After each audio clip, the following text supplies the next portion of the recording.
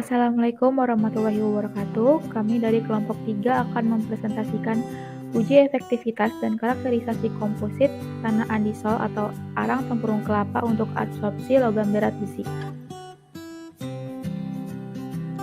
Untuk anggota kelompok sendiri ada Dewi Kusumaning Tias, NPM 3334190042, Zuhraini Syaifara 3334190087, Liliana Cindy Melianincu, NPM 3334190068, MI Haizimel, NPM 3334190101, dan Yolanda Utami Sukma, NPM 3334190065. Dan outline yang akan dibahas terdiri dari pendahuluan, metode penelitian, hasil dan pembahasan, serta kesimpulan. Pendahuluan. Berikut ini merupakan gambar dari tanah andisol dan juga tempurung kelapa. Jadi tanah andisol ini mempunyai sifat-sifat khas seperti penelitian yang telah dilakukan oleh Dharma Wijaya yang menyatakan bahwa tanah andisol memiliki total porositas yang tinggi, daya pengikat air yang sangat tinggi, ketahanan strukturnya juga tinggi sehingga mudah diolah. Berdasarkan penelitian dari Pranoto, tanah andisol dapat digunakan sebagai adsorben dalam menjerap beberapa logam berat terutama besi karena memiliki luas permukaan yang besar dengan gugus-gugus fungsional aktif yang bersifat amfoter. Arang tempurung kelapa dapat digunakan sebagai adsorben karena arang tempurung memiliki senyawa karbon amorf yang mempunyai permukaan pori yang sangat luas dan kandungan abu yang sedikit. Hal ini dapat menghilangkan kelembapan karena kandungan volatil berkurang, sehingga dapat dijadikan sebagai adsorben logam besi. Akan tetapi, adsorben tanpa diberi perlakuan awal terlebih dahulu apabila diaplikasikan sebagai adsorben memberikan hasil yang kurang maksimal. Hal ini disebabkan karena adanya pengotor sehingga pori-pori yang dimilikinya itu sering tidak seragam. Adsorben dapat ditingkatkan aktivitasnya dengan aktivasi baik secara fisika maupun kimia. Aktivasi terhadap tanah andisol dilakukan dengan penambahan larutan NaOH 3 molar yang bertujuan untuk merombak lapisan permukaan tanah andisol yang berbentuk granula. Komposit tanah andisol atau arang tempurung kelapa dilakukan untuk peningkatan kapasitas adsorpsi. Besarnya luas permukaan pada tanah andisol akan mengoptimalkan kinerja dari arang tempurung kelapa untuk menjerap logam berat besi. Yang nantinya arang tempurung kelapa diharapkan akan bergabung menjadi satu ke dalam dinding pori tanah andisol, sehingga akan menyebabkan luas permukaan komposit meningkat dan gugus aktif dari tanah andisol SiOH dan AlOH serta gugus aktif dari arang tempurung kelapa OH dan COOH akan bertambah. Oleh karena itu, adanya penkompositan absorpsi yang lebih tinggi daripada daya serap absorpsi sebelum dilakukan penkompositan. Pada penelitian ini menitik beratkan dalam pembuatan komposit tanah andisol atau arang tempurung kelapa yang teraktivasi sebagai adsorben logam berat besi dengan kapasitas yang tinggi.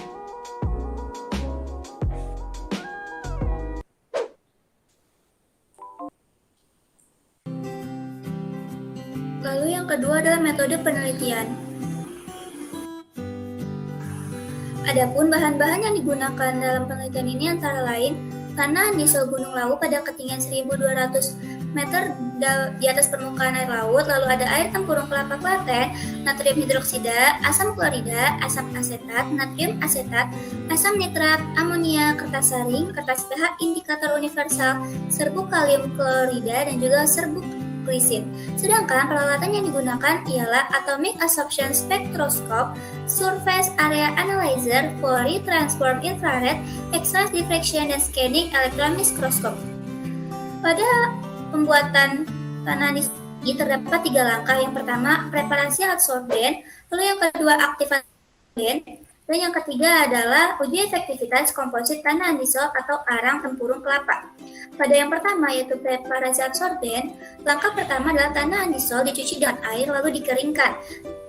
Dan selanjutnya adalah tanah andisol dihaluskan dan diayak dengan ukuran ayakan 150 mes. Dan serbuk yang lolos 150 mes itu direndam dalam aquades, disaring dan dikeringkan pada temperatur 1500 derajat Celcius selama 4 jam. Diidentifikasi menggunakan pH meter dengan larutan N temperatur 400 derajat Celcius, dan akhirnya tempurung kelapa digrinding dan diayak dengan ukuran 170 ml. Lalu langkah yang kedua adalah aktivasi adsorben. Langkah yang pertama ialah 50 gram tanah andisol dicampur dengan 250 ml larutan natrium hidroksida dengan konsentrasi 3 m. Selanjutnya, campuran dicampur pada suhu 70 derajat Celcius selama 5 jam. Didinginkan, disaring, dan dicuci dengan aqua day sampai pH menjadi netral. Selanjutnya, tanah andisol tersebut teraktivasi dan dikeringkan dalam oven pada temperatur 105 derajat Celcius dan dicuci dengan aqua day sampai pH netral. Dan dilakukan analisis dengan FTIR dan XRD.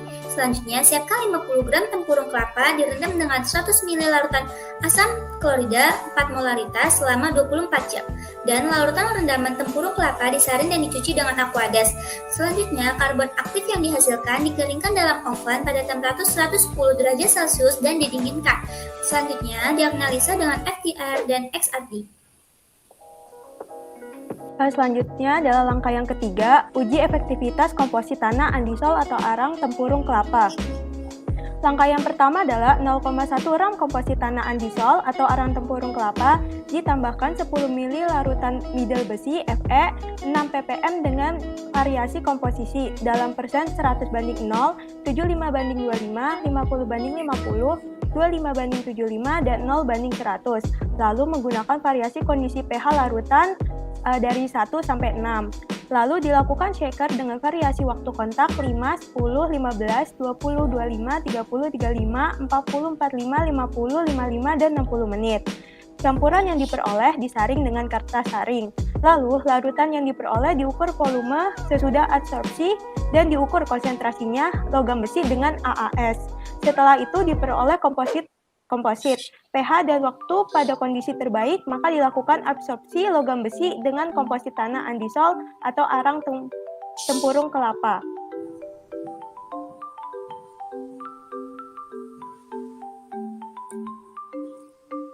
Selanjutnya ada hasil dan pembahasan.